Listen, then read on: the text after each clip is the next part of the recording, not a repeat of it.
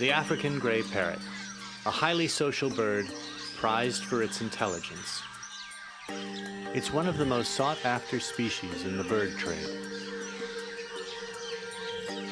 But the rate and volume of extraction from wild populations over recent decades is pushing the species towards extinction.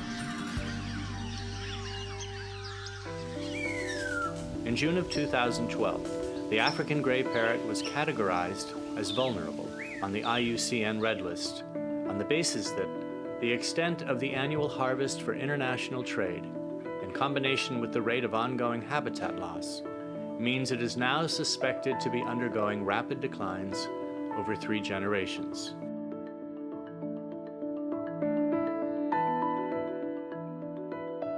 The gray parrot's range once stretched across Africa's equatorial region.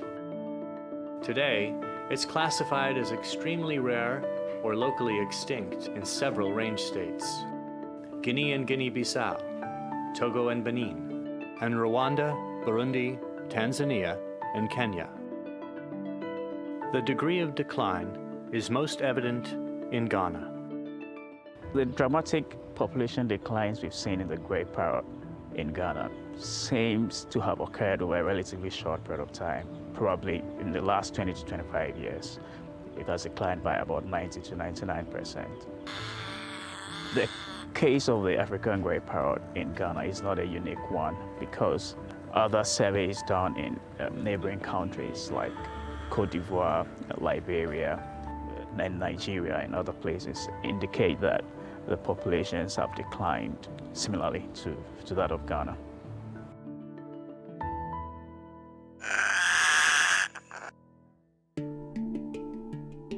In states where healthy populations still exist, the relentless harvesting of birds continues to serve international demand through legal and illegal trade.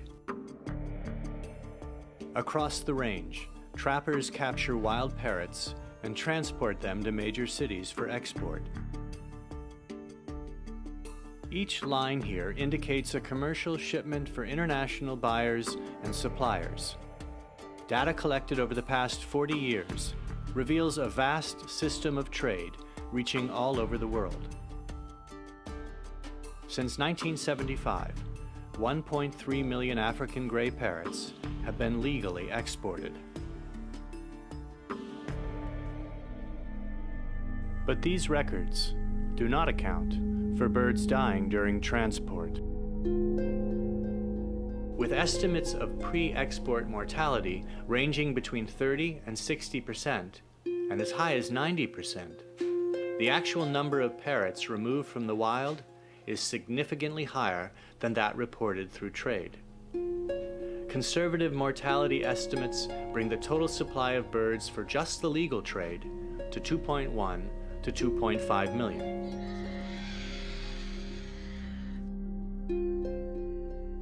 The illicit transport of birds adds further to those numbers. Even countries like Gabon, which has got intact forests, the poaching pressure is rising.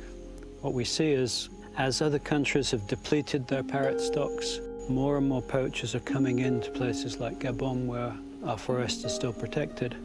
And so over the last 4 or 5 years, we've seen a major increase in parrot poaching. Illegal trade of African greys is so widespread and so well organized that attempts to address it have failed. Although many member states adhere to export quotas, the criminal network of traders regularly circumvents oversight and frequently exploits authorized trade to mask illegal shipments. The illegal trade in African gray parrots involves organized crime. It does not just start with, local people trapping from the wild, but this involves international partners on the other end of the trade. The system is sometimes taken advantage of by corrupt officials, and this involves the use of forged documentation and so on, or sometimes even exporting wild-caught birds under the pretext of being captive individuals, and this is illegal. but passes for legal trade. As of 2016, unsustainable harvesting, illicit trade, widespread deforestation, and failure to enforce management plans have set the African gray parrot on the course of another species. The Carolina parakeet once numbered in the millions, ranging across nearly 2/3 of the United States. But in less than 50 years, unrelenting human interest to remove the species from the wild exhausted what had seemed to be a limitless population.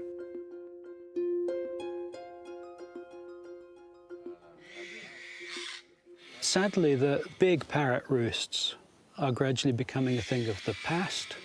The big flocks of parrots are gradually disappearing, and if we're not careful, the African grey parrot will just gradually dwindle into history.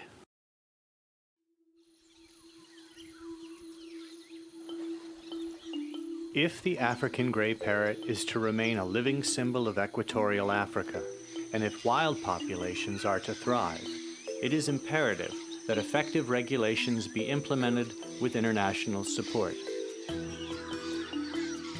Existing data and observations by local authorities indicate that the species is declining at a rate that outstrips their reproductive capacity to replenish future generations, which could ultimately herald an irreversible collapse of wild populations.